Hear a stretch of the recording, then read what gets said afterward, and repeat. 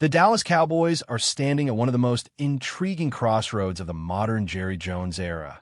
And if you listen closely to the owner and general manager himself, you can hear something that Cowboys fans have not heard in a long time.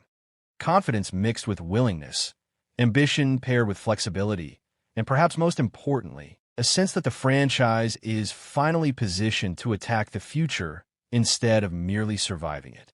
At his end-of-season press conference, Jerry Jones spoke with optimism about the team's ability to add quality players through both the draft and free agency, and he traced that confidence back to a decision made at the very beginning of the 2025 season, a decision that has quietly reshaped the Cowboys' financial and competitive outlook. Jones described the vision behind the Micah Parsons trade and hinted that the true benefits of that move are still ahead, not behind, suggesting that what the Cowboys were really trying to achieve is only now coming into focus. Away from the microphones and cameras, Jones went even further, floating the idea of busting the budget in pursuit of his long-stated personal goal, becoming the NFL owner with the most Super Bowl championships. He currently sits 3 titles behind New England Patriots owner Robert Kraft, and at this stage of his career, that gap clearly weighs on him. When Jerry Jones talks this way, it forces the league, and especially Cowboys fans, to ask a dangerous but exciting question. Could Dallas actually become aggressive in free agency? Right now, the Cowboys' salary cap situation looks less like a clean spreadsheet and more like a Monet painting, slightly blurry and dependent on where you stand. What is clear is that Dallas must clear cap space to comply with the 2026 limit, but the exact number won't be finalized until early March when the league officially sets the cap. As things stand, the Cowboys have roughly $330 million in contracts on the books, while league projections place the cap somewhere between $295 and $305 million. Even under conservative estimates, that means Dallas must find at least $30 million just to get under the cap before making a single addition.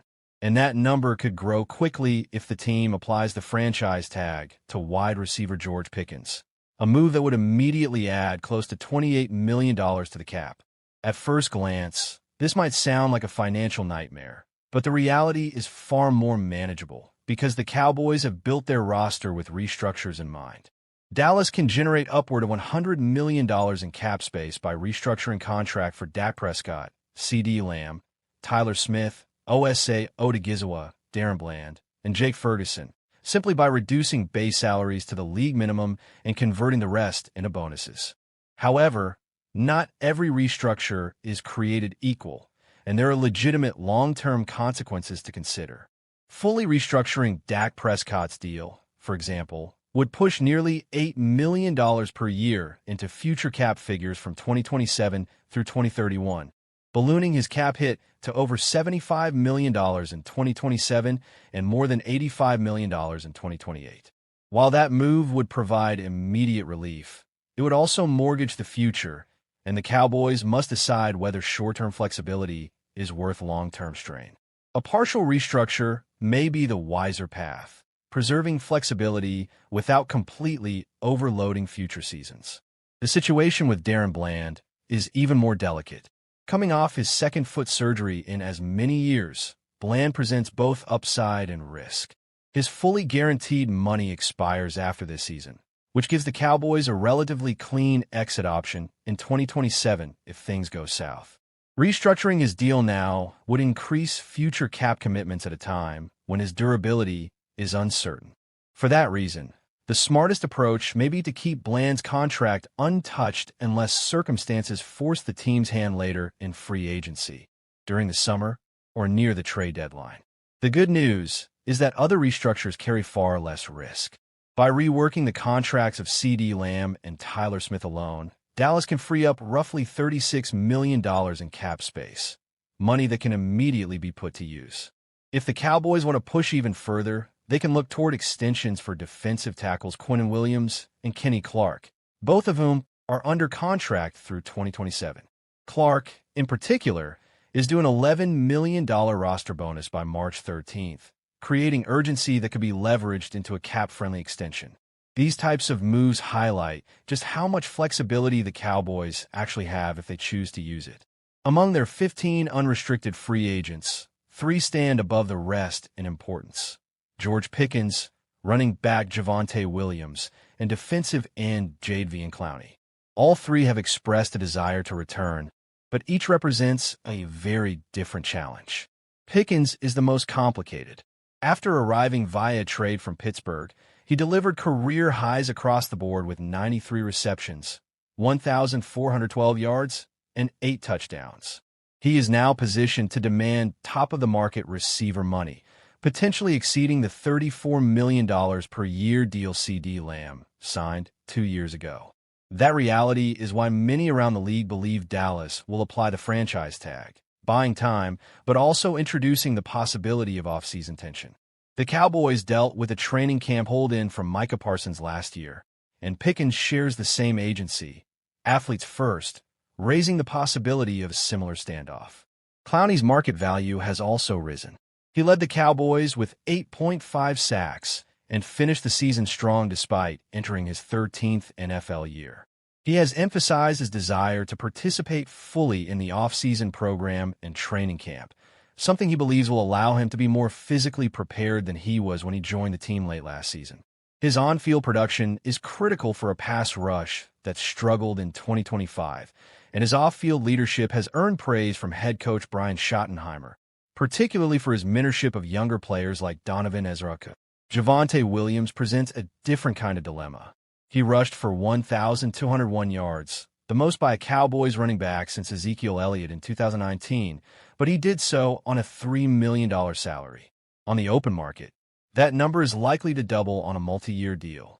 Dallas can argue that production at running back can be found anywhere, pointing to Williams himself and Rico Dowdle, an undrafted free agent who also topped 1,000 yards. Whether the Cowboys are willing to pay Williams' market value will say a lot about how they view positional spending. Beyond unrestricted free agency, Dallas must also navigate restricted free agents, most notably All-Pro kicker Brandon Aubrey. Because he was undrafted, Aubrey is a candidate for the second-round tender, projected at just over $6 million. The Cowboys discussed a multi-year extension with his agent last summer, but failed to reach an agreement. Those talks could resume, potentially making Aubrey the highest-paid kicker in the league, while keeping his 2026 cap hit below the tender number. Guard TJ Bass and Brock Hoffman also factor into this picture, both undrafted players who have proven reliable. Bass started 5 games last season and has shown he can hold down left guard if Tyler Smith stays at tackle, making him a strong candidate for a short multi-year deal that buys out his 2027 free. Welcome back to the show. Today's episode is a deep dive into Mel Kiper Jr.'s latest 2026 NFL Draft Big Board, and more specifically, what it could mean for the Dallas Cowboys moving forward. We're not just listing names today. We're breaking down talent, trends, positional value, and how these prospects might shape the future of teams like Dallas. This is about projection, development, and understanding how the modern NFL is evolving. Mel Kiper's board always sparks debate, and this year is no different. What immediately stands out is the heavy emphasis on quarterback play at the very top. That tells us something important right away. The 2026 class is shaping up to be defined by leadership, decision-making, and offensive control. In today's NFL, that's the currency teams are willing to pay top dollar for. Let's start at number 1. Fernando Mendoza, quarterback out of Indiana. Mendoza being ranked first overall may surprise casual fans, but when you turn on the tape, the logic becomes clear. He's calm in the pocket, processes defenses quickly, and doesn't panic under pressure. His mechanics are clean, and while he may not be the flashiest quarterback athletically, his football IQ and accuracy give him a very high floor. In a league where mistakes at quarterback can cost coaches their jobs, Mendoza represents stability. For teams looking to reset their franchise, that matters more than highlight throws. Right behind him is Dante Moore from Oregon, another quarterback but a very different style. Moore brings more natural arm talent and creativity. He can extend plays, attack downfield, and thrive in modern spread concepts. However, his game is still being refined. Decision-making consistency will be the key factor that determines whether he challenges Mendoza for QB1 status by draft time.